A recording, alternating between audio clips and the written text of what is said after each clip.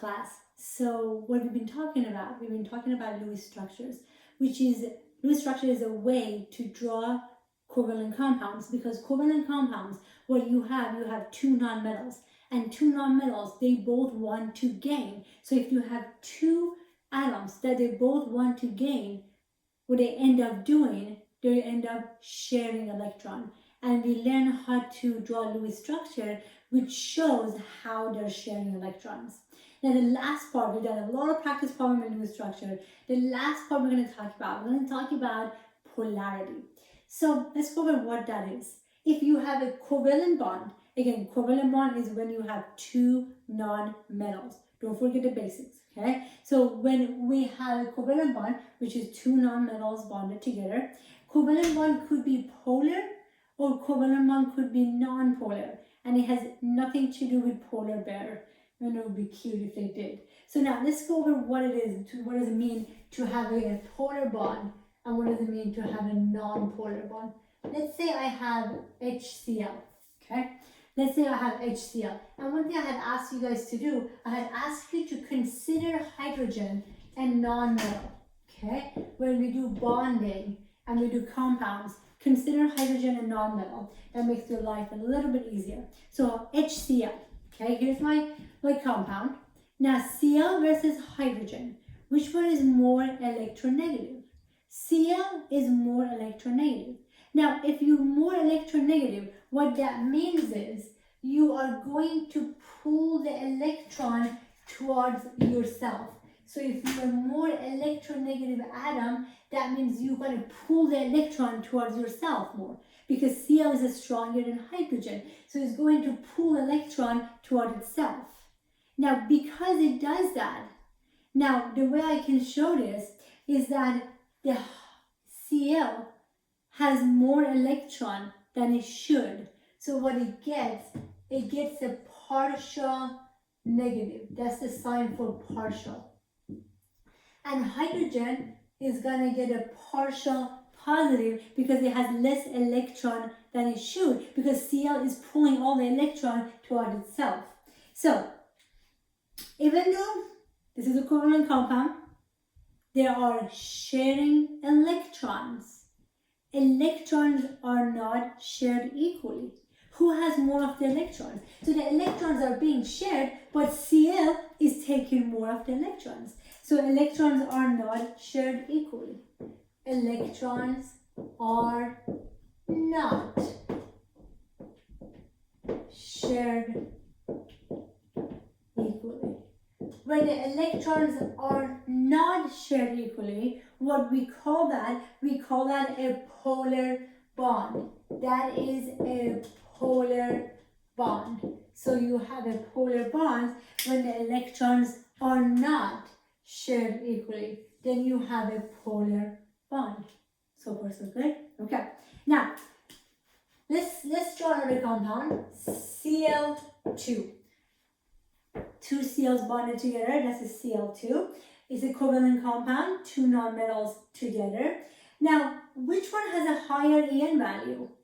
This is Cl, this is Cl. So they have the same En value. So what can you tell me about electrons? Electrons are being shared equally because they both have the same strength. So no one is pulling the electrons more toward itself. So what I can say is that electrons are shared equally. No one has more of the electrons. When electrons are shared equally, what I call that a non-polar bond. I call that a non-polar bond.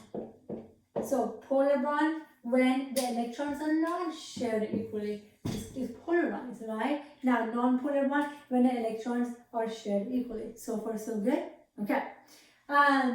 Again, and this is a partial. This is a sign for partial. That means the Cl has more electron than it should because it's not been shared equally. It's pulling the electron toward itself. Now that you know polar bonds and non-polar bonds, okay, and hopefully understand that if you have a polar bond, they're not shared equally, and if you have a non-polar bond, they're shared equally. So here was covalent bond. Now what we have, covalent compound, covalent molecules. A covalent molecule could also be polar or non-polar. So it's not just a bond that could be polar or non-polar. A covalent molecule, a covalent compound could also be polar or non-polar. Now, very good so far. So the bond you understand. If they're shared equally, that's non-polar. If they're not shared equally, that would be polar. Now the molecule, the compound itself, could also be polar or non-polar. And that is determined by bond polarities. Okay? If a bond is polar or non-polar, and their geometry. That will be determined by bond polarity and their geometry. We're good so far? Okay. So, we said bonds could be polar or non-polar, right? Bonds could be polar or non-polar, but also covalent molecules, they could be polar or non-polar. And that will be determined by bond polarity and geometry. So what I'm going to do right now, I'm going to give you the rules. What will determine if a compound is polar or a compound is non-polar. And then we're going to do nothing but a million practice problem for you to make sure you understand it. Ready? So let me put this out of the way. Write down the rules. You have a non-polar molecule if, number one, if the molecule contains only non-polar bond. So if you have molecules that have nothing but non-polar bonds, then you are going to be a non-polar molecule. Or, there is an or, you can have polar bonds, but you can have a polar bond, but dipoles are cancelled out. Dipoles are cancelled. And that means nothing to you right now, and that's okay.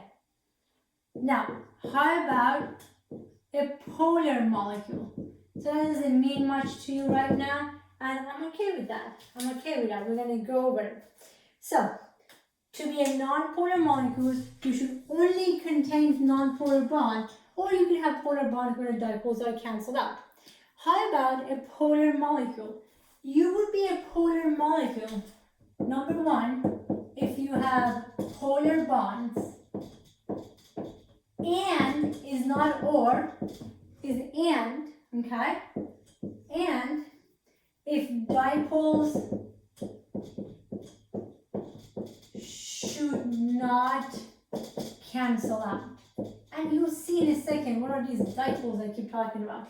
Dipoles should not cancel out. So here's the rule. I'm going to give you the rules up front right now. So when we're doing practice problem, and if you don't understand them, go back to the rules, and then hopefully you'll be able to see what I'm talking about. All right, let's do practice problem. Now that you have this in front of you, I can't have it in front of me because I have to erase it.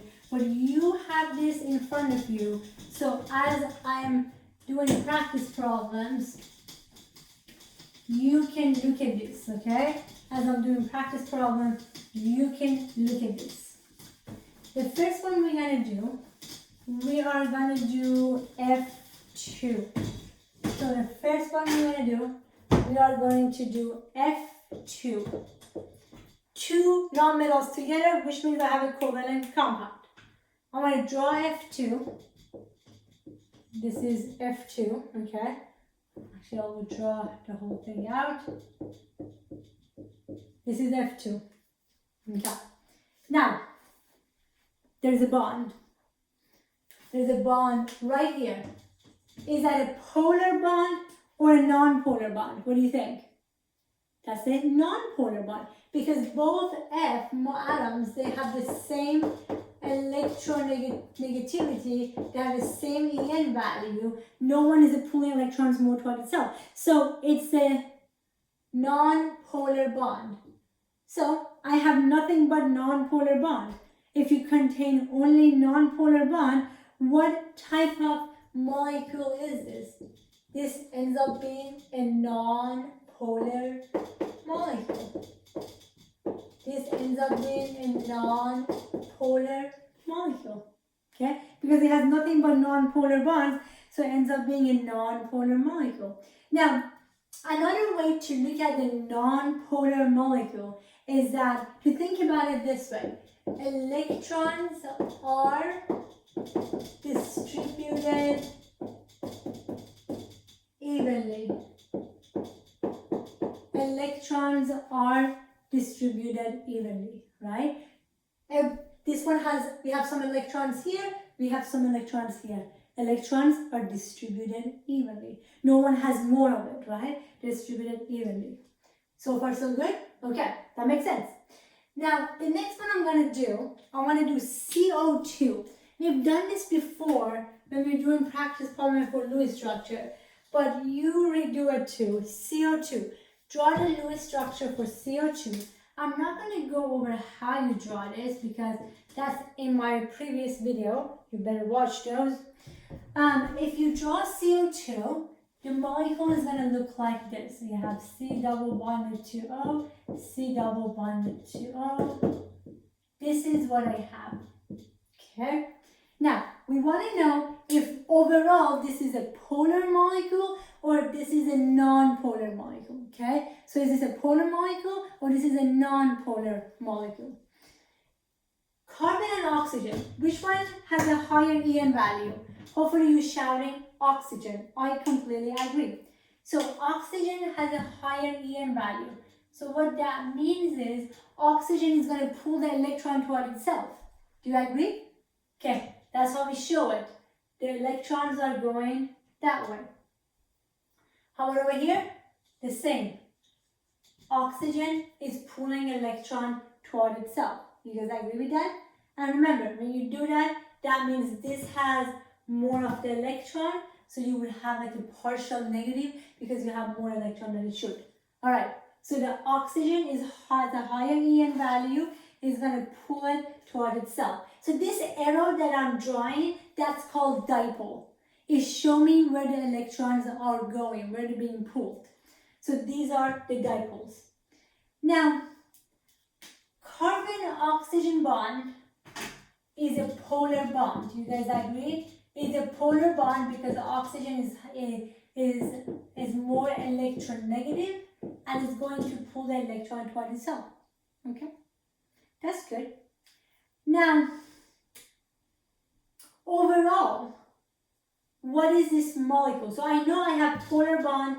I know I have a polar bond. So I know I have two polar bonds, okay? And there's not much room to move around here. So I know I have two polar bonds. But overall, what is this compound? Is this a polar compound or is this a non-polar compound? What do you think? Are the electrons distributed evenly or not evenly? So I'm going to show you something and then I want to ask you this question again. Let's say that I am carbon, okay? I'm carbon. Oh boy, okay. This one, my hand over here, this is oxygen. Oxygen is here. And this one is oxygen over here, okay? I'm carbon, oxygen, oxygen. This oxygen is more electronegative than carbon. So it's going to pull the electrons this way. This oxygen is also more electronegative than carbon. It's going to pull the electrons that way. Oh boy, I need to stretch before I do this. I'm so not ready for this. Okay, so this oxygen is pulling me this way, and this oxygen is pulling me the other way. Am I going anywhere? If I just had one oxygen, I'm going to be pulled this way. If I had one oxygen, I want to be pulled this way. But I have one oxygen here, one oxygen here. They have exactly the same EN value. One is pulling me this way, the other one is pulling me the other way. Where am I going? Nowhere. So these two cancel each other out. So these two cancel each other out. So when I said you need to be polar bonds, but the polar bonds should not cancel each other out. This is what I was talking about. Because this one pulling me this way, this one pulling me the other way. Oh, this is so painful. But I'm not going anywhere because these two cancel each other out. You see it? These two cancel each other out. Ow. Okay. So the dipoles, they cancel each other out. So even though I have a polar molecule, but the dipole cancel each other out. So overall, what do I have? So I have polar bonds, but they cancel each other out. So overall, I'm going to end up with a non-polar molecule. Because even though I have polar bonds, but my polar bonds, the dipole are going to cancel each other out. I'll just show you why. So far, so good. Okay. Now, the other way to look at it is that electrons are distributed evenly. And I'm going to show you why. Because this oxygen is pulling the electrons this way, right? I'm going to have some electrons over here, and I'm going to have some electrons over here. So electrons are distributed evenly. Each side of the molecule is going to have some electrons. So this ends up being a non-polar molecule. You good? Okay. Now we're going to keep doing these ones. We're going to keep doing it. Next one is BF3. Okay? Draw the Lewis structure for BF3 for me. Draw the Lewis structure for BF3 and tell me the geometry. This is a good practice for last two videos. BF3. Draw the Lewis structure and tell me the geometry.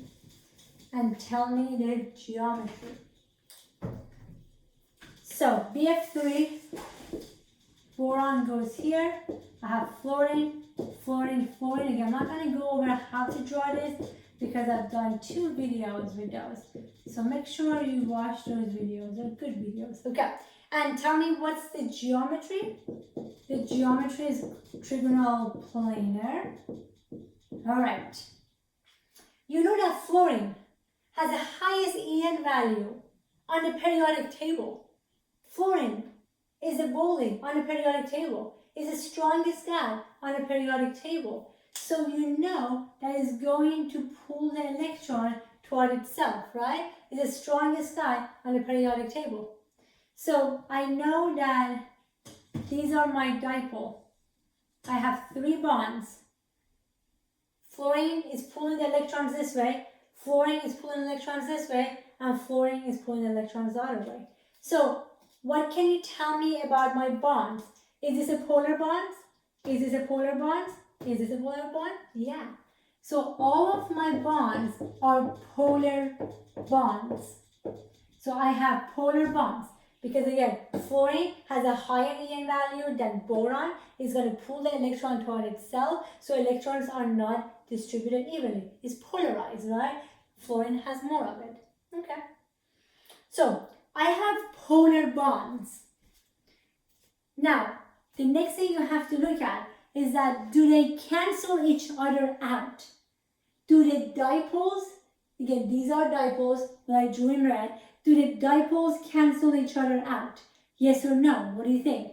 Do the dipoles cancel each other out? Now, the way to look at it is this way. I have boron here, okay? Now, the fluorine is pulling the electron toward itself. So some of the electrons is going this way, and some of the electrons are going this way, and some of the electrons are going this way, right? So I have a vector going this way, and this way. If you guys like math, do they cancel each other out? They do. They do. And the other way to kind of think about this, I have some electrons here, I have some electrons here, and I have some electrons here. Electrons are distributed evenly. Each side of the molecule has some electrons. So electrons are distributed evenly. What does that mean? Electrons are distributed evenly. That means for trigonal planar, The dipoles cancel each other out. So overall, what do I have? Overall, what do I have? Is this a polar molecule or non-polar? Overall, I have a non-polar molecule.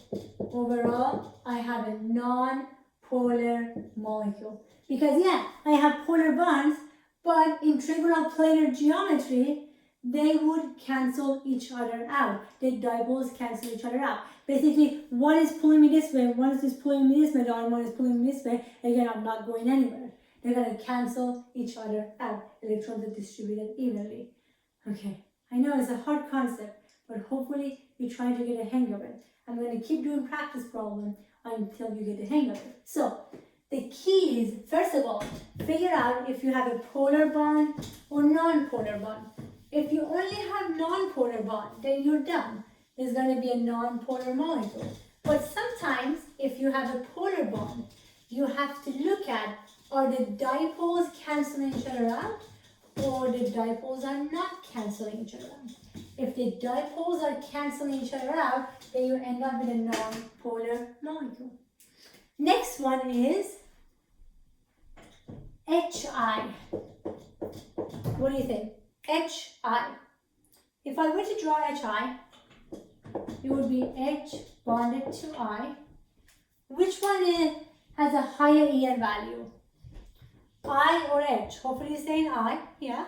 So what that means is iodine is going to pull the electrons this way. Okay, so it will have like a partial negative because it has more electron, partial positive because it doesn't have enough electron. So iodine is going to pull the electrons that way. Is this a polar bond or a non-polar bond? Polar bond. I completely agree. Now, this is just one bond. This is one polar bond. Is there anything to cancel it out? Not really. On this side, we have more electrons. And on this side, we don't have much electrons. So the electrons are not distributed evenly. So what kind of compound is this? It's a polar molecule. It's a polar molecule. Again, I know these are hard concepts, but you guys got this. So I have a polar bond. There is nothing to cancel it out. The dipoles cannot get canceled out because I have more electrons on one side of the molecule and nothing on the other side. So this is a polar molecule. Again, means electrons are not distributed evenly. One side has more electrons than the other side. We're good so far? Okay. H2O. I want you to draw out H2O for me. Draw out the Lewis structure of H2O and tell me the geometry for H2O. What is H2O? Water. Isn't that cool? You know what water looks like. So, you know water has an oxygen bonded to hydrogen, hydrogen, lone pair, and lone pair. And the geometry is bent. Oxygen, hydrogen. Which one has a higher EN value? Oxygen, right? So what that means is electrons are being pulled this way. That's my dipole. Electrons are being pulled this way. That's my dipole. Okay? So, is this polar bond or non-polar bond? What I have polar bonds. I completely agree. I have two polar bonds because oxygen has high EN value, pulling it this way. Oxygen has high EN value, pulling it this way. Now the question is, do the dipoles cancel out or do the dipoles not cancel out? If they don't cancel out, I end up being a polar molecule. If they cancel out, I end up being non-polar. So what do you think in this case? What did I do? Look at that. If you're looking at that, basically, the vectors are going this way and are going this way. So I have more electrons on this side and not much electrons down here, right? I have more electrons on that side and not much down here. are electrons distributed evenly? They're not, right? Can these two cancel each other out? They can't. When we had a linear geometry, that was different. One oxygen here, they cancel each other out. But right now, if I am oxygen, the two electrons are coming this way, electrons are coming this way, these two cannot cancel each other out, right? We have more electrons this way, more electrons this way, this does not cancel out. When I had linear, sure, these two cancel out. Now, these are not canceling out. So I'm just gonna have more electrons on one side than the other side. So electrons are not distributed evenly. This side has more electrons. So what does that mean? That means this is overall a polar molecule. That means this is a polar molecule. Electrons are not distributed evenly.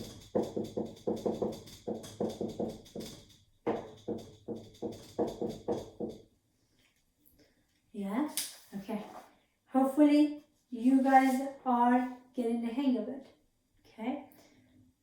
So when I have bent, is usually a polar molecule. So water is polar. You hear that? That water is polar. Okay, ready for a couple more practice problems? Let's do it. I have more practice problems. CH3F and CCl2. Okay, CH3F and CCl4. Draw the Lewis structure for those two.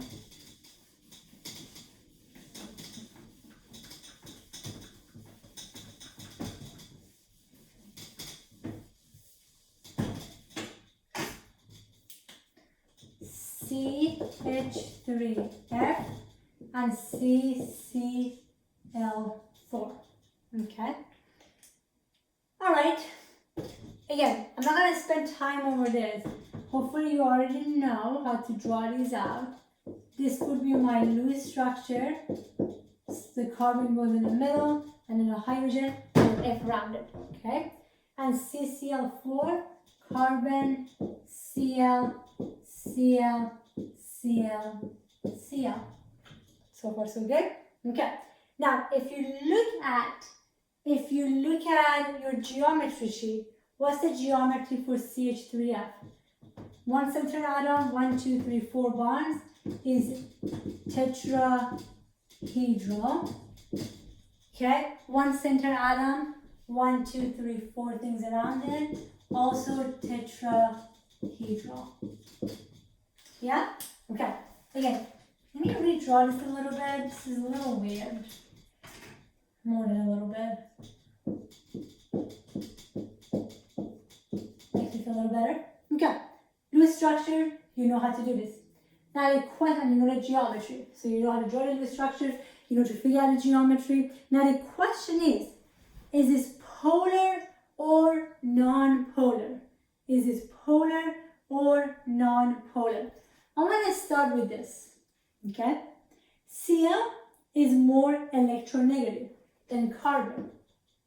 So what that means is there's a dipole going here, there's a dipole going here, there's a dipole going here, and there's a dipole going over there. Okay? So here is carbon over here, there's a dipole going over there, there's a dipole, there's a dipole, there's a dipole going over there. Okay? Now, that means there's some electrons here because Cl is pulling this way. There's some electrons here, there's some electrons here, and there's some electrons here. Do you agree that electrons are distributed evenly? That means every angle of every side of the molecule has some electrons. So these vectors can actually cancel each other out. And one thing that I want you to pay attention to, and as like people look at this and they go, are you sure? You gotta remember, what I'm drawing here is 2D. If I actually make a tetrahedral model, you see it in 3D, it's kind of easier to see that, yeah, they do cancel each other out. Okay? So they cancel each other out. What is this? So every part of the molecule, it has some electrons. So the electrons are distributed evenly. The electrons are distributed evenly, which means this is a non-polar molecule. This is a non-polar molecule. It has polar bonds, but the polar bonds, they cancel each other out, right? It has polar bonds, cancel the dipoles out, so it's a non-polar molecule. Because again, electrons are distributed evenly. Each side has a little bit of electron. Okay, so tetrahedral ends up being a non-polar molecule. Now, look at the one on top. Look at the one on top. So that one is also tetrahedral. That one is also tetrahedral. So let's do that one to see what's going on there. Let's go that one to see what's going on there. So fluorine has a high En value. What that means is, again, is going to pull the electron toward itself. Do you guys agree? Because fluorine has a high En value. Now, hydrogen, not so much. Are electrons distributed evenly in that molecule? No, because most of the electrons are on this side and almost nothing on here. Here's the difference here. Here I had a Cl, Cl, Cl, Cl, right? Some electron here, some electron here, some electron here, some electron here. Now here, if they were all fluorine, if it was fluorine, fluorine, fluorine, fluorine, they would cancel each other out because I would have some electrons here, some electrons here, some electrons here, some electrons here. They will be distributed evenly. But this one, most of the electrons are there. There is really no dipole to cancel that one out because that one has a high electronegative value. It's going to pull everything toward itself. Now, if I have F, F, and F here, then sure, that would be a non-polar molecule because they would cancel each other out. But this one ends up being a polar molecule.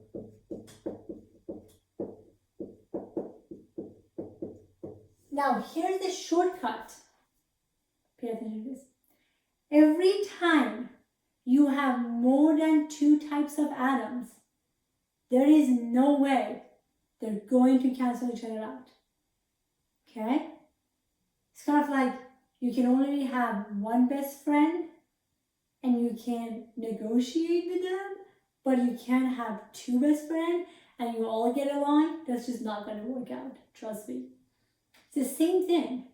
So here, it was carbon and Cl. I had 2 types of atom. Yeah, for tetrahedral, they could cancel each other out. Here, it was carbon, hydrogen, and fluorine. There is no way when you have 3 atoms, there is no way to cancel each other out. So here's a shortcut. When you have more than 2 types of atoms, like here, I have carbon, hydrogen, fluorine, is always going to be polar. Don't even think about it. It's always going to be polar. Don't even think about it. So far, so good? Okay. Now, here's a little shortcut because I also have a hard time sometimes to visualize it. Like, okay, are they going to cancel each other out? Are they distributed evenly? So you can also go by geometry. We rested what we did today. We did a linear geometry for CO2. So if you do a linear geometry, it ends up being non-polar because it can cancel each other out. We did a trigonal planar for BF3. Trigonal planar is a non-polar geometry, so it ends up being non-polar molecule. We did bent for water. So bent is a polar geometry, right? They cannot cancel each other out. Now, tetrahedral is also a non-polar geometry, right? Is non-polar geometry.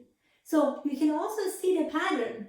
Based on the geometry, you can figure out if you have a polar molecule or if you have a non-polar molecule. But another shortcut is when you have more than 2 types of atom, is going to be polar no matter what the geometry is. So tetrahedral is a non-polar geometry. But here it's polar because I have more than 2 types of atom. So when I have more than 2 types of atom, it doesn't matter, it's going to be a non-polar geometry. You guys are good with that? Okay. Nice job. Now, what I'm actually going to give you, I'm going to give you a take-home problem. Okay. I want to give you a take-home problem, and I'll have a short video next time to go over the take-home problems. I'm going to give you a couple of take-home problems and a short video to go over those take-home problems. Let's see.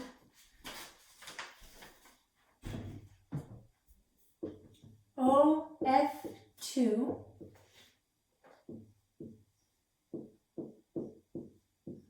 HCN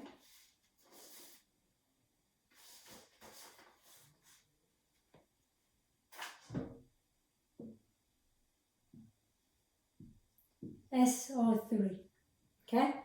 What I want you to do, I want you to do the Lewis structure. I want you to tell me the geometry.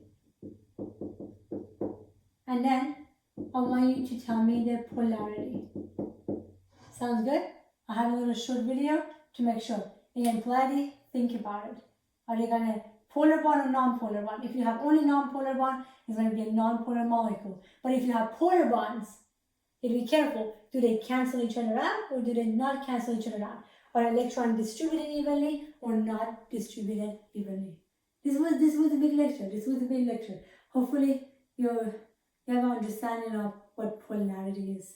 Alright, do the take-home problems. And that's the first thing we're going to do next time. I'll see you guys next time.